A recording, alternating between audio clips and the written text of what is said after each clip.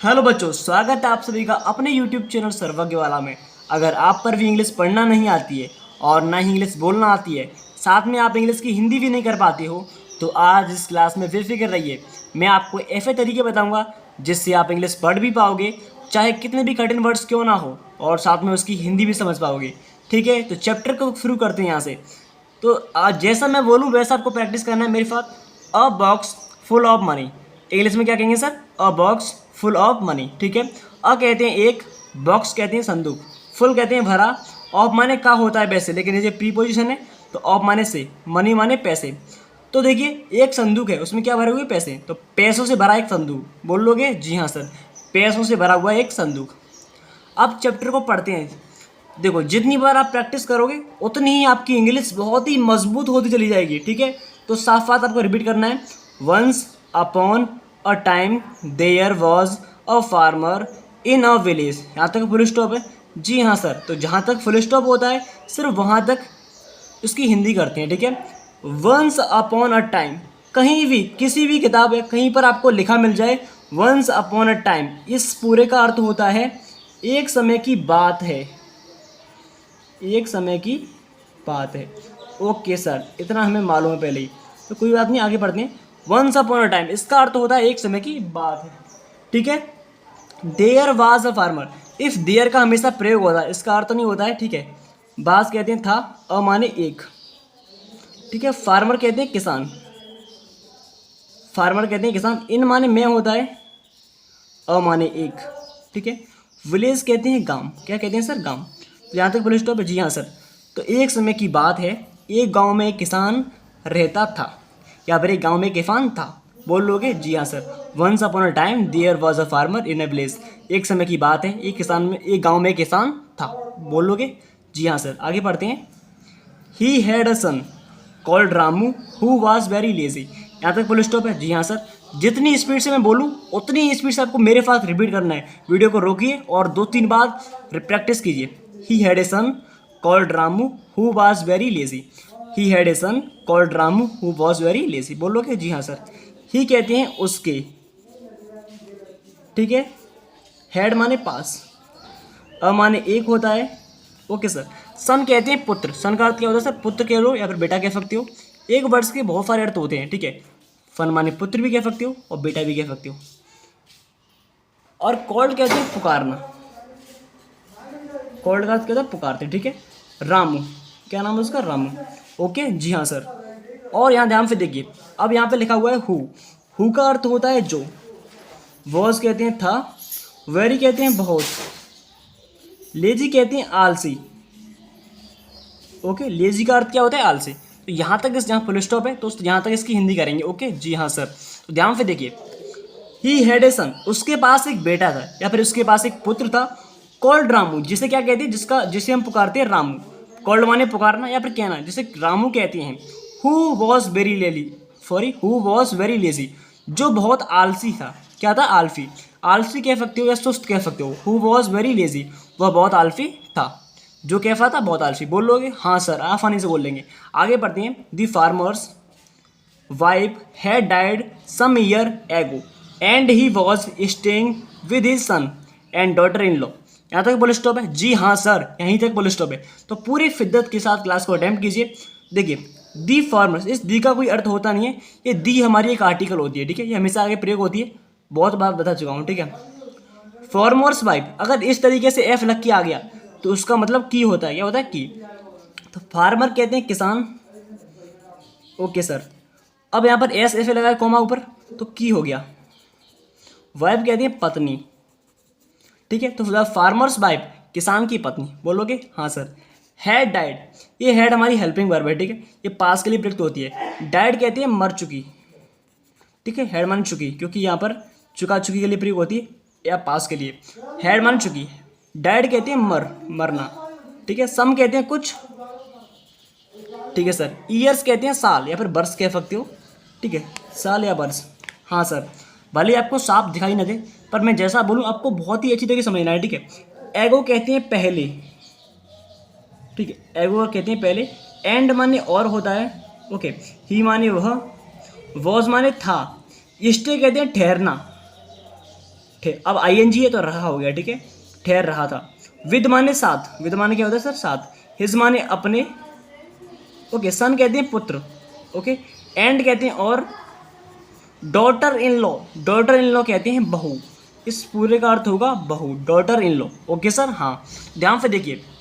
The farmer's wife, किसान की पत्नी, है डैड, मर चुकी थी। बोल लोगे जी हाँ सर। सम ईयर्स, कुछ साल पहले। तो किसान की पत्नी कुछ साल पहले मर चुकी थी। बोल लोगे हाँ सर, आसानी से बोल लेंगे। आगे देखते हैं।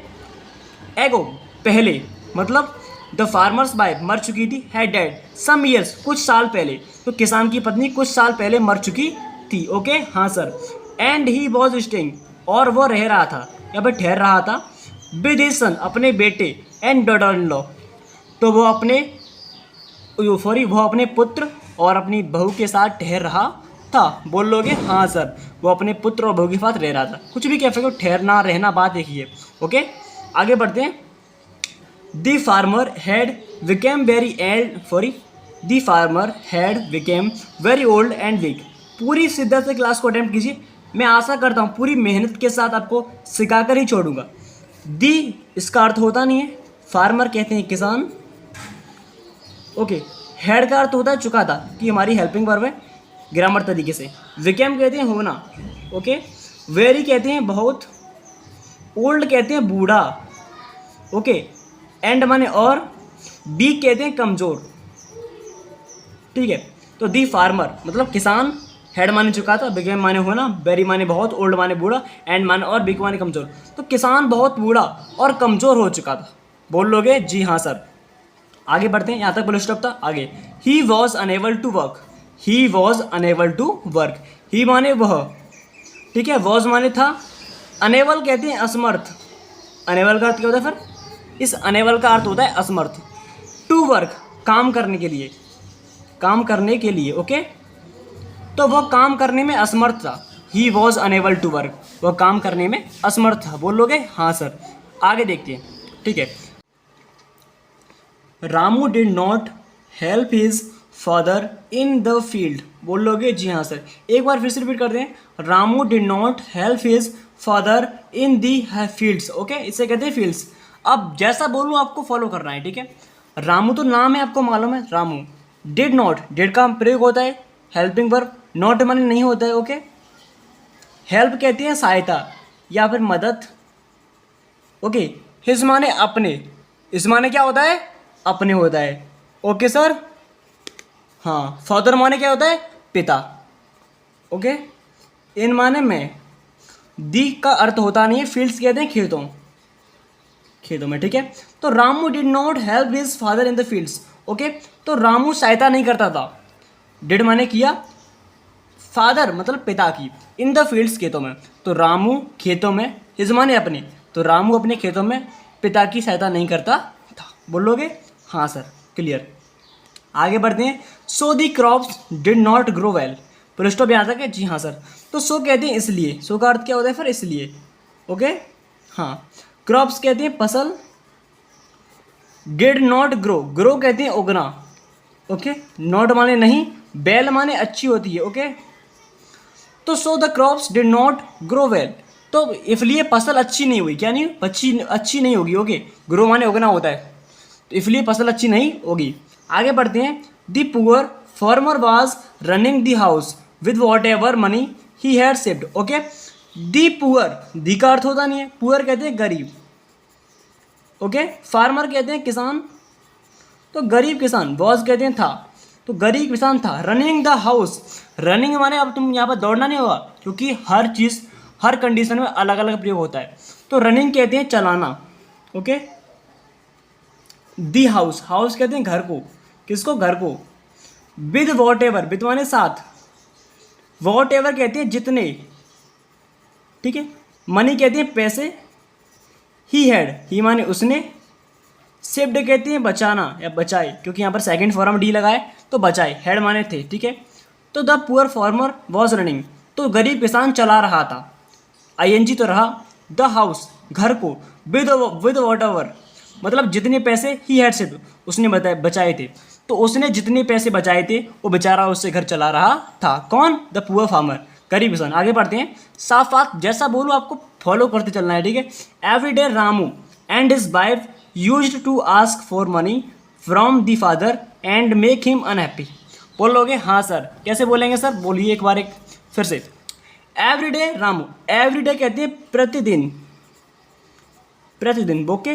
रामू नाम है, एंड माने और होता है, इस माने अपनी, वाइफ कहते हैं पत्नी, ठीक है।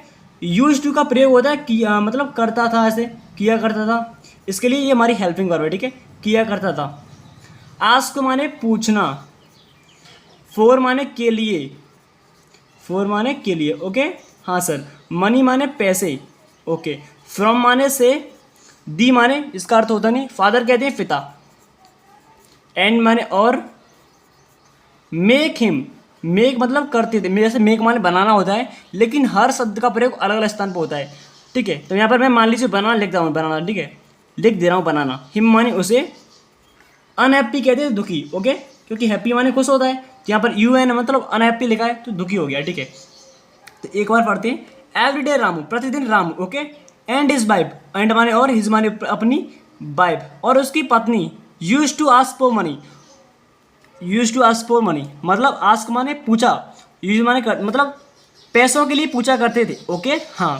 फ्रॉम द फादर, पिता से, फ्रॉम माने से, फादर माने पिता, तो प्रतिदिन रामू से, रामू और उसकी पत्नी अपने पिता से पैसों के लिए पूछा करते थे।